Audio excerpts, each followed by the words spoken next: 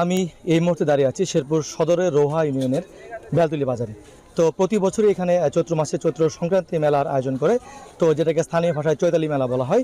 তো এই বছরও এর ব্যতিক্রম হয়নি। আমরা দেখেছি যে সকাল থেকে এখানে যে বাজার কমিটি রয়েছে তাদের আয়োজনে একদিনব্যাপী চৈতালি মেলার আয়োজন করা হয়েছে এবং সকাল থেকে আমরা দেখেছি প্রায় শতাধিক দোকানি কিন্তু তারা বিভিন্ন পণ্যের পোস্টার সাজিয়ে কিন্তু বসছেন। তো আমরা এই বিষয়ে যারা মেলার আয়োজক কমিটি রয়েছে তাদের সাথে কথা বলেছি। তারা বলছেন যে শত বছরের ঐতিহ্য এই চৈতালি মেলা এবং তারা প্রত্যেক বছর আয়োজন করে থাকেন।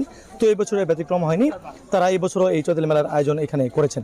তো আমরা দেখেছিলাম যে সকাল থেকে এখানে বিভিন্ন বয়সী বিভিন্ন শ্রেণী পেশার মানুষ কিন্তু তারা বিভিন্ন পণ্য কিনছেন, দাম দর কিনছেন এবং পছন্দের পণ্য কিনে তারা কিন্তু বাড়ি ফিরছেন।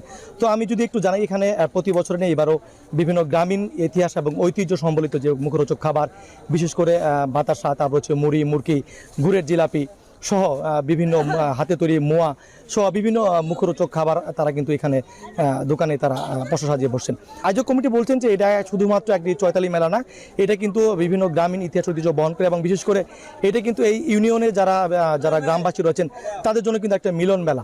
এই ছিল শেরপুরে এই রোহা ইউনিয়নের চৈতালি মেলার সর্বশেষ তথ্য আমার কাছে।